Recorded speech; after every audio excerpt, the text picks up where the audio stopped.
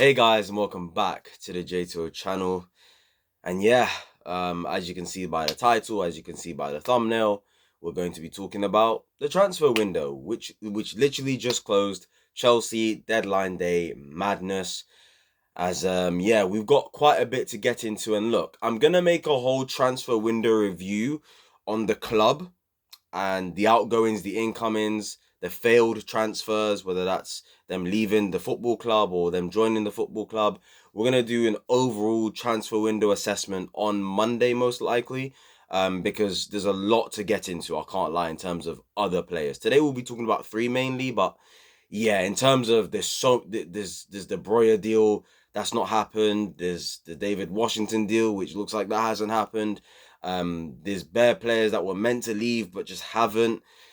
It's looking like we've ended the window on a bit of a sour note, I would say. I have to say, an hour and a half ago, I was very happy.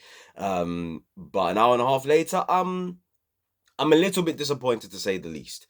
In terms of the whole transfer window in general, but like I said, Monday's video will really get into that. But yeah, let's talk about the three main stories today. Victor Osimhen and the failed transfer. It's not going to happen. He's decided that he's not going to accept Chelsea's contract proposal. Sancho to Chelsea's a here we go. It's a loan with an obligation to buy with about £25 million, which I think is a really good deal. And Sterling to Arsenal has been done. Mikel Arteta does it again. Does me a favour. Although with that deal, it's only a loan, so I'm a bit 50-50 on it. But we'll get into it right now. Like I said, like, comment, subscribe if you're new. And yeah, let's just get into it straight away. I mean, I'm gonna talk about Victor Osimhen first. I mean, that's the big fish here. That's the big one. That's the one we was all waiting for. That's the one we was all waiting for. Last night I was pretty optimistic that this deal would be done. Obviously today, transfer window is closed. 30 minutes before the deadline. Everyone had come out basically saying it's not gonna happen. And overall, I'm disappointed that we've not signed a striker. Right? I am. I'm disappointed Victor Osimhen's not going to come to the club because I can't lie to you guys. Before the window started, if you had asked me two positions that we absolutely need, I said we need a top striker and we need a top goalkeeper here. We're at the end of the window. We haven't gotten a top striker and we haven't gotten a top goalkeeper, in my opinion. I don't know about Jorgensen yet. I don't know. I don't know enough. I've not seen enough, but it's not looking good. Robert Sanchez is still our first choice goalkeeper. I'm not happy with that at all. So, just a little spoiler ahead of Monday, this transfer window isn't going to get the highest rating in the world. So, yeah, that's just that. In regards to Victor Osimhen, look, there's been a lot of briefings, there's been a lot of reports. We all know that at the end of the day, the only reason why he didn't join the club was because we just couldn't agree personal terms. We just couldn't agree on a contract. The salary, Chelsea didn't want to break their wage structure. Osimhen didn't want to take a pay cut massively. I'm hearing a lot of figures about 4 million euros that we would have given him per year guaranteed, which is less than literally half. That's less than half of what he earns at Napoli at the moment. I do not believe that for a second.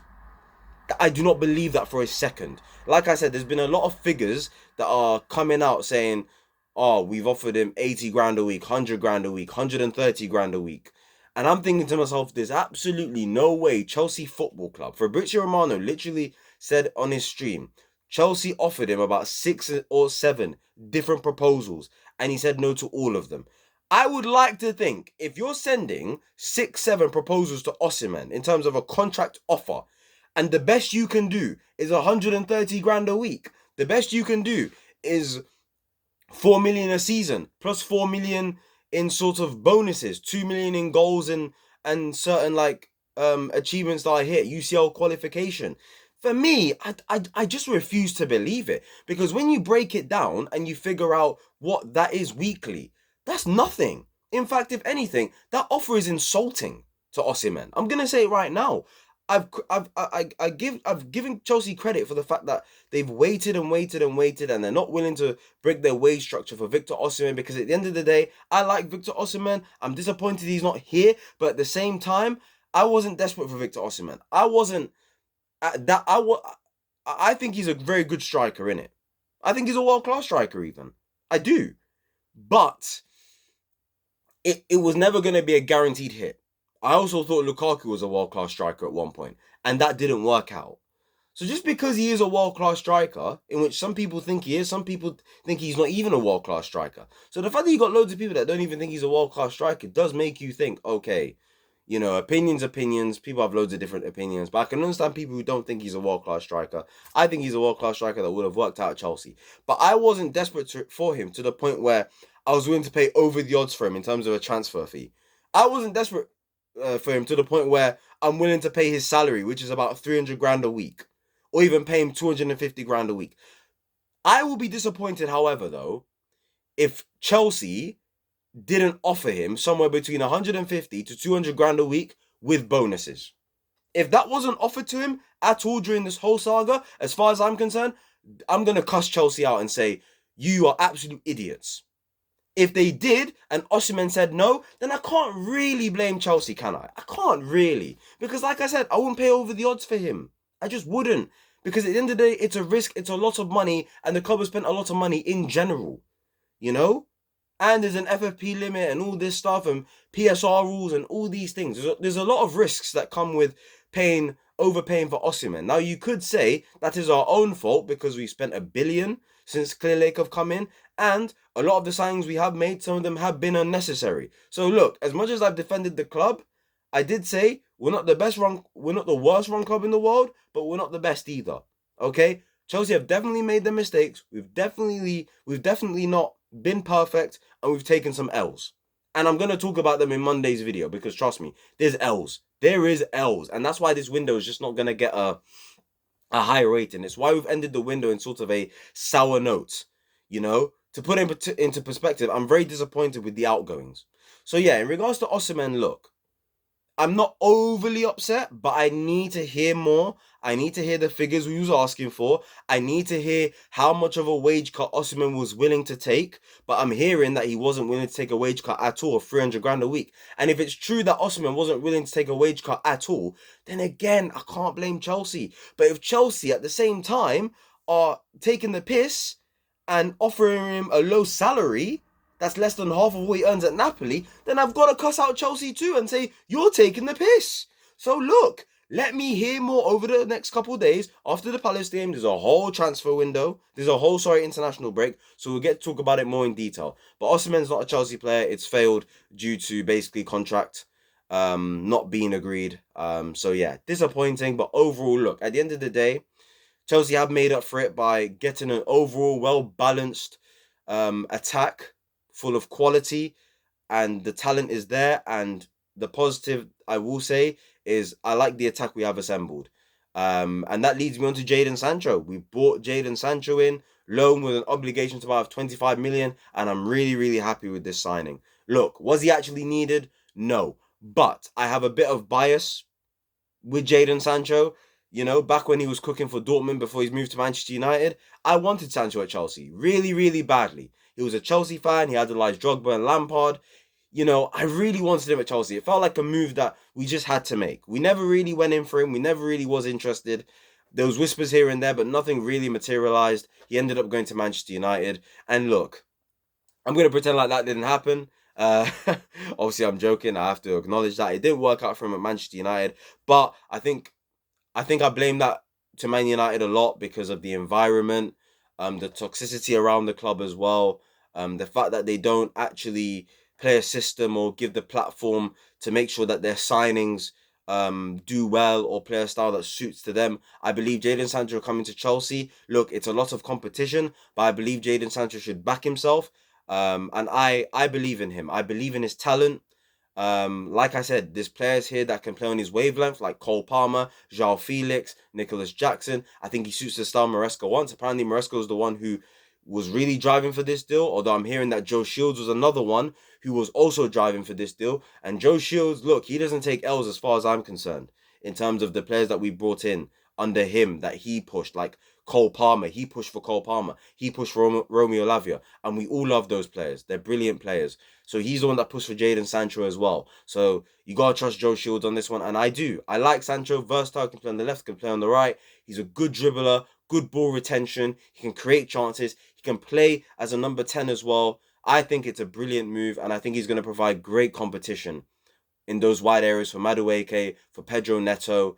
Mudrik's done as far as I'm concerned. So that's why with the Victor Osimhen deal, I'm not as upset because we have João Felix, we've got Jadon Sancho, we've got Pedro Neto, we've got Cole Palmer, we've got Noni Madueke, we've got Nicholas Jackson. In terms of the wingers, in terms of quality and depth, that's one of the best in the league, if not the best in the league. On paper, we have the best set of wingers in the league. You know? So I can't be too upset about Osimhen. It's just that striker bit.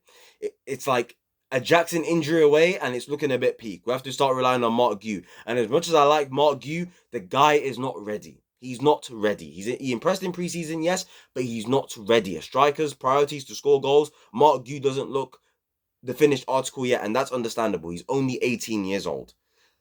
That's my concern. It's like, okay, we're going to have to play João Felix false nine. So I'm just hoping with this attack, the goal spread, and they get shared across everybody. Everybody cooks. Everybody contributes, GA-wise, goals and assists, puts in good performances, healthy competition. And yeah, I'm really happy with this move. Jadon Sancho comes to his boyhood club, gets to live in London again. And yeah, I'm really excited for him, man. I hope he really does well. I actually might get a shirt with his name on the back. I really love Jadon Sancho, guys. Look, he wasn't a player we technically needed, but I love Jadon Sancho. I really rate him. I think he's a talented boy. He's not a boy anymore. He's a man now, 24 years old. So yeah, let's hope he does well, man. And we've got Raheem Sterling, obviously, who has finally made that move to Arsenal on a loan deal. Look, I'm 50-50 on this one because I'm happy he's gone, but I'm not happy with the conditions of the deal. It's a loan deal, which means and it's just a loan deal, by the way. It's just a season-long loan deal. There's no obligation to buy. There's not even an option to buy. So my issue with this is now, if he had gone on a permanent or a loan with an obligation to buy, I'm happy because he's definitely going to be off our books. But the idea of my head of Raheem Sterling going to Arsenal, having a huge contribution to them potentially winning a league title, and then he comes back to Chelsea dangling his Premier League medal around Cobham. No. Man's not trying to see that. I'm not trying to see that. Now, I don't think Arsenal are going to win the league, and I don't think he's going to contribute much. It wouldn't surprise me if he does, because Arteta knows him. I think Arteta believes in him. Raheem Sterling is a confidence player. I think he'll provide good competition for Martinez down the left-hand side. I think he'll be a great backup for Saka down the right-hand side. I think he's going to do okay there. I think he is. I actually think he is. Despite him being on the decline, I think he's going to do okay there. He does have some quality at the end of the day. But for me, I'm 50-50 on it. Because I'm happy he's gone, but I'm not happy with the conditions of the deal. Because we still have to pay probably a good chunk of his salary whilst he's at Arsenal. So that does bother me a little bit. So yeah, it is what it is. Crazy how he's gone to... Now he's going to have a career where he's played for Liverpool, Manchester City, Chelsea, and Arsenal. And obviously, if Arsenal doesn't work out, who knows where he goes next summer after returning to Chelsea? Is it going to be Spurs? Is it going to be Manchester United? Imagine if Raheem Sterling plays for the Big Five. Would he be the first ever player to do that? Because I don't think any other player has done that. I think he'd be the first ever player to play for Liverpool. Actually, no, he won't be. Will he be? Will Sterling be the first ever player to have played for Arsenal, Chelsea, Liverpool, and Man City? Because I know he's not the first player to play for Liverpool, Man City, and Chelsea. I'm pretty sure... Did Daniel Sturridge play for Liverpool, City, and Chelsea? I'm pretty sure he did. I'm not quite sure, though. But I'm pretty sure there's players that have played for Liverpool, Man City, and Chelsea. But yeah, I can't think off the top of my mind. But yeah, man. That's it. Sterling to Arsenal, done deal. Jadon Sancho, loan move to Chelsea with an obligation to buy worth 25 million. I must say, fair play to Chelsea in terms of that. Really good deal. Talksport and sources like that were trying to say it was 40 million. 25 million, because that was reported. That's what Man United wanted. And Osimhen fails a move to Chelsea. Look, at the moment, I'm not too pissed off, but I need to hear the figures. I think when I hear the figures, then on Monday or Tuesday or whenever, you'll see my real opinion on Victor Osimhen and whether I'll be really, really pissed off or really, really relaxed about it. It really depends on the figures, guys. I can't lie.